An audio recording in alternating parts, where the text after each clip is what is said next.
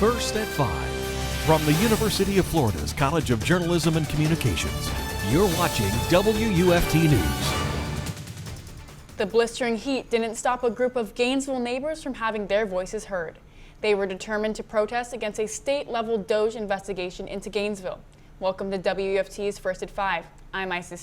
And I'm Avlonitis. Over 60 people gathered outside of City Hall in over 90-degree weather to fight back against claims that city leaders are mismanaging taxpayer money.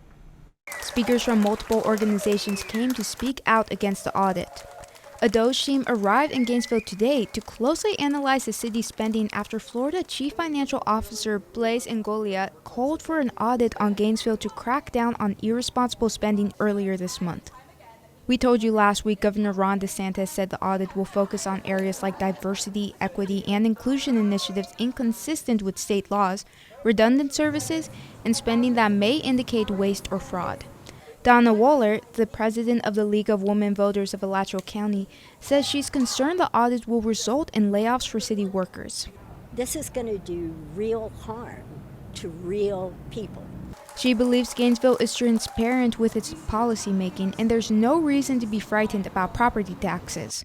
But in a memo from the governor today, he questions the city's property tax rate, saying that locals are on the hook to pay an extra $90 million a year. Mayor Harvey Ward says the city has given the governor and CFO office everything they asked for, and they're an open book. You know, we run a pretty darn good city here. And again, if folks didn't think so, they would have, over the last few decades, been electing different sorts of people. Ward says the DOJ team will finish with this phase of the audit tomorrow. Gainesville and Broward County are the first two areas the department plans to audit, but state leaders say they plan to look at more cities in the future. There was a single vehicle crash this morning along I-75 at the Wakahuta Road overpass. We're taking a live look at our DOT cameras overseeing the accident.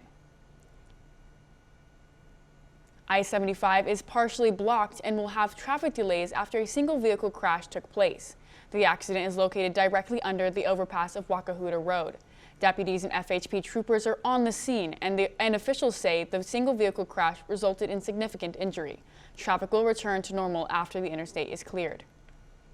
The DOJ protest isn't the only thing steaming up today. The sun is making its presence known because the heat is high. Don't worry, because it won't last long. UF forecaster Rueben is live in the weather studio with the cool down and sprinkling showers the weekend has to offer. Well, you're right. Looking to the weekend quickly, we are expecting a cooler and rainier weekend, but let's look at right now. Right now, until 7 p.m., North Central Florida is under heat advisory because the heat index is high. But the heat index isn't the only thing high. Let's look at the temperatures. Our highest so far, Gainesville, 95, Jacksonville, 98, 95 for Lake City. So most of the cities in North Central Florida for the highs so far have been touching those mid to high 90s. Let's look at the heat index. It's reflective. I mean, 104 for Gainesville, 101 for Ocala, 107 for Jacksonville. So no cities have realistically been under that 100 mark for the heat index, and you're not seeing much activity in the storm tracker. But coming up, we will be talking, as it is expected to keep the heat high as tomorrow. It feels like it's 110 outside, and we're expecting a cooler and rainier weekend. We're learning more about a deputy-involved shooting in Gainesville that left a wanted man dead. It happened during the felony warrant search Tuesday morning. WFT's Eloise Mayfield joins us now with what deputies say led to the incident. The Alachua County Sheriff's Office says 44-year-old Samuel Rivera was shot and killed after firing at law enforcement during a standoff that lasted several hours. Here are the key facts. Deputies arrived around 7:42 a.m. to serve a warrant for possession of a controlled substance to suspect 44-year-old Samuel Rivera. Officials say he fired shots at deputies. Rivera was killed by SWAT after the standoff. We're told Rivera was inside the apartment bedroom with his girlfriend. Deputies say they announced themselves and did not get a response. That's when they entered the apartment. Law enforcement say Rivera's girlfriend left the room, but he did not. They say he fired a shot. Deputies left the apartment and secured the area. After several hours, one SWAT deputy fired a shot that hit Rivera. He died at the scene. The Florida Department of Law Enforcement is reviewing the case. That's a standard procedure with deputy-involved shootings. The deputy who fired the shot was placed on administrative leave pending the outcome. Live in the newsroom, Eloise Mayfield, WUFT News. A 56-year-old Marion County man was arrested Monday for multiple counts related to sexual misconduct with a child. Marion County Sheriff's Office received information about Roberto Maurizio Stracuzzi sexually abusing a 15-year-old, and an investigation revealed Stracuzzi committed the crimes over Snapchat. He was taken to the Marion County Jail, where he's being held without bond. Restaurants are closing up shop across parts of Gainesville. WFT's Maria Sofia Rodriguez shows us how the food industry is shifting and why some local businesses are still thriving despite the recent closures of others. The food industry in Gainesville has seen some major corporate closures over the past year. According to the Main Street Daily News, as of January, 6 well-known restaurants have closed, mostly to poor financial performance. Just a few months ago, you could walk into this TGI Fridays and grab a bite. Now, the doors are shut and the building's empty. Just another changing casualty of Gainesville's food scene. But that's not the whole story. We hear a lot more about the trucks and the restaurants that close, more so than we do about the actual new restaurants that are coming into town. Landon Herrera is the Economic Development Manager at the Gainesville Chamber of Commerce. He says the market is seeing renewed interest from restaurant owners. We've actually been seeing a lot of interest in our area from local restaurants and from corporate restaurants as well. Herrera says that part of this interest comes from the large number of commuters who bring in daily business. 6,000 people from outside of our county who come into our county every day to work. Those are people who are also driving these small businesses and making sure that they stay alive. Food trucks are also making a strong impact in the city by offering flexibility and access to multiple markets. Mandy Otteson is the operations manager for the Gainesville location of Cousin's Maine Lobster, a nationally known food truck franchise. It's a food truck, so it's mobile. And so that allows us to go into different markets and kind of test things out. She says the menu also plays a role in bringing customers back, offering both novelty and comfort. The food itself tends to be, it's a treat, and it can be like a nostalgic meal for people. Despite recent shutdowns, Gainesville's food scene still has room to grow, especially for businesses that plan carefully and respond to community demand. Reporting in Gainesville, Maria Sofia Rodriguez, WUFT News. 7,000 gallons of treated wastewater was spilled near Bellevue Elementary. A pressurized pipe was busted while a contractor was installing beams with a large crane. The spill was contained, chlorinated, and pumped into an overflow tank. The large sewage pipe was repaired this morning. The professional firefighters of Marion County are partnering up with Marion County Fire Rescue to benefit local students in need. By competing in the annual Stuff the Bus campaign, the aim is to win the competition. The project aims to collect new school supplies to help Marion County students. PFFMC Fire Chief James Banta hopes to win this year's friendly competition between departments to help the community. The organization joined the collection in 2015 and has donated almost $10,000 over the past decade. Today marks the last day you can donate new school supplies at most public county buildings. Up next, when First at 5 returns, President Trump made a decision today about the tariffs placed on Mexico. And how his decision changed on existing tariffs and the higher tariffs previously set in place for Friday.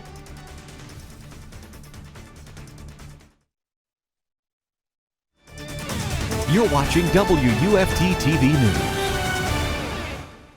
The president has hit the pause button on the higher tariffs on Mexico for 90 days. This morning, he announced the extension of existing taxes.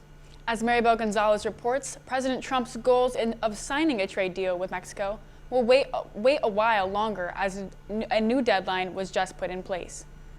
Is there any wiggle room on steel and aluminum in exchange for any budge on Not a lot, because if I do it for one, I have to do it for all. President Donald Trump signed multiple executive actions this week, imposing a 50% tariff on Brazil, a 50% tariff on certain copper products, and said India would have to pay a 25% reciprocal tariff and possibly a penalty at the start of August. So what do these changes mean for Americans? We'll see prices start to creep up. The move signals an escalation of the Trump administration's trade war, impacting products that are crucial components in a variety of goods like copper, which is used in electronics, machinery, and cars. Also, Coffee is a good example. It's something that's not grown in the United States. While these trade talks have produced some wins for the U.S., like some overseas trading partners pledging increased investments, other countries like Canada are not playing ball. If tariffs on Canadian imports like lumber remain in place, a report from the Canadian Chamber of Commerce estimates the average cost of building a home in the U.S. could increase by an additional $14,000 by the end of 2027. And yet, all these tariffs could be changed once again inside a courtroom. The authority for them is based on the president's emergency powers, and there's a court case pending on that, and the federal circuit could decide that he doesn't have those powers, in which case he's not allowed to levy these tariffs. I'm Maribel Gonzalez reporting.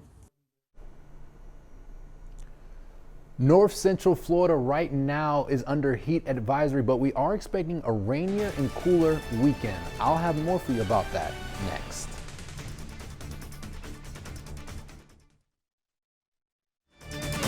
You're watching WUFT-TV News. I think I can speak for everyone when saying I am tired of this heat. I feel the same way. Remember to stay hydrated because we're under a heat advisory until 7 p.m. I mean, you're right, Maria. We are under a heat advisory, but looking at this weekend, it's actually going to get cooler and rainier. But speaking of that heat advisory that we are under, all of North Central Florida until 7 p.m. is under heat advisory because of the high heat index. But taking a look at this graphic, we have triple digits. So earlier this week, I mean, if you felt like it's been hot this week, you are not wrong. Sunday, it was 100 degrees outside. Monday, it was 100 degrees outside, but that was a new record, a record that was set in 1896, over a century ago. Tuesday, it was a new record, 100 degrees outside. And that isn't the only 3 days that it's been hot. Look at yesterday. I mean, it was high. Our high yesterday was 98. Despite the record being 100, 1896 must have been a really hot year. But despite the record being 100, we were still at 98 yesterday. Luckily, we're catching a bit of a break, not much of a break, but it's 95 outside currently on campus. It feels like 108, and you're just looking at clear skies. You're not seeing any cloud buildup, any showers coming anytime soon. Taking a look at the temperatures right now, it's still really hot outside. I mean, we're looking at mid 90s, 94 for Gainesville, 96 for Jacksonville. They have stayed hot all day. Ocala's at 93, so most of the cities around North Central Florida are in the 90s. Their heat indexes don't go below the 90s either. You're looking at 107 for Gainesville, 106 for Brunson, 104 for Jacksonville. So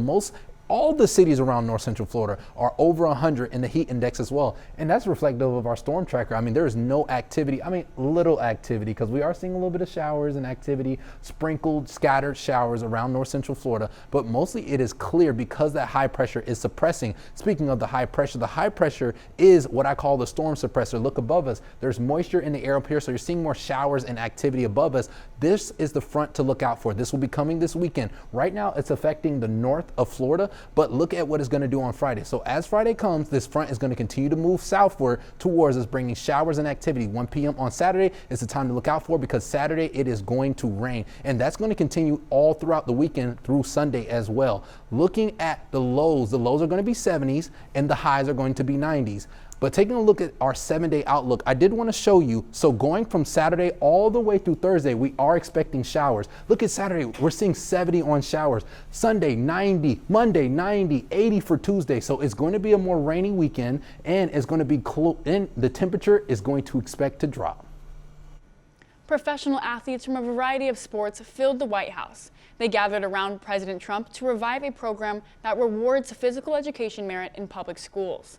Athletes like golfer Bryson DeChambeau, former New York Giants linebacker Lawrence Taylor, and WWE wrestler Paul Triple H Levesque appeared at the event.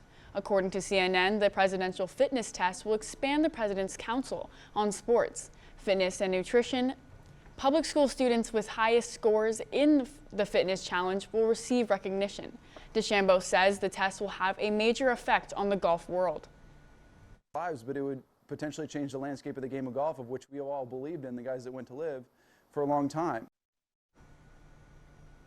The test was introduced in 1966 by President Lyndon B. Johnson. The Obama administration replaced the test in 2012 with the Fitness Gram Assessment, which focused on individual health. Thank you, Isis. Now, staying on the topic of sports, coming up, the Gators' first fall training practice hit the field yesterday. Several players spoke at today's media availability with some head-turning topics. And over in the pros, today is the day. The first NFL preseason game kicks off tonight. Find out more about tonight's game when we return.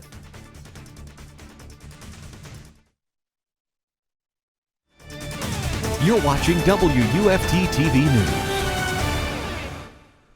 Welcome to sports. I'm Macy Meis.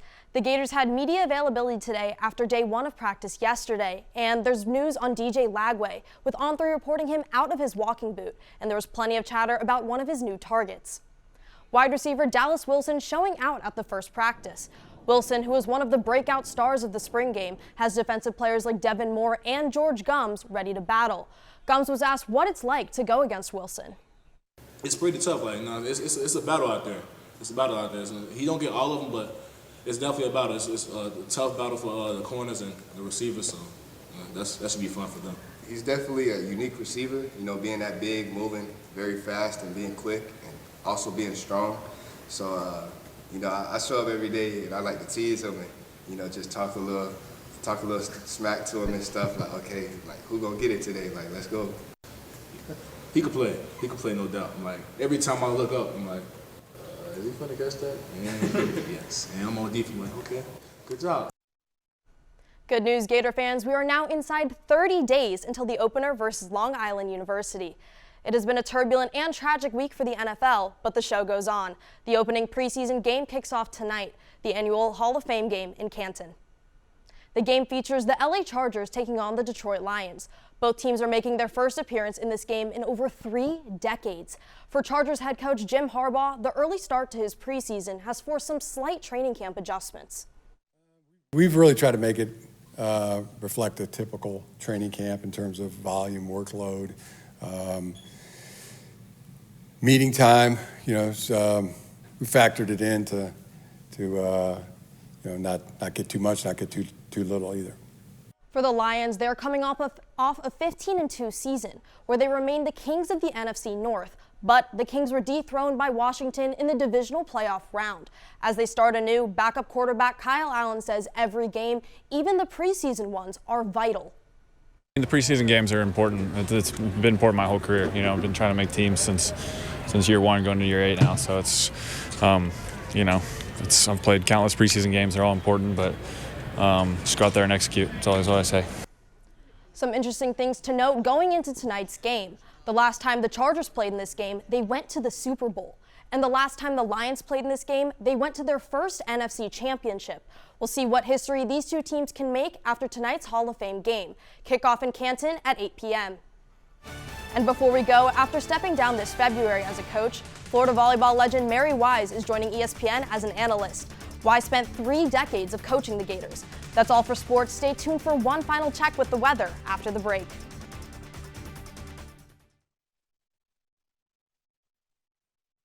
Taking one last look at our 7-day outlook, it was a hot week for us earlier, but we are expecting a more cooler and rainier weekend. We are expecting rain all throughout the weekend, even going into next week. The temperatures are going to steadily drop. Thank you, Ruben, and thank you everyone for joining us here tonight. We're back here tomorrow for another edition of First at 5. But your North Central Florida news is always on at WUFT.org and all of our social media platforms. Have a good night.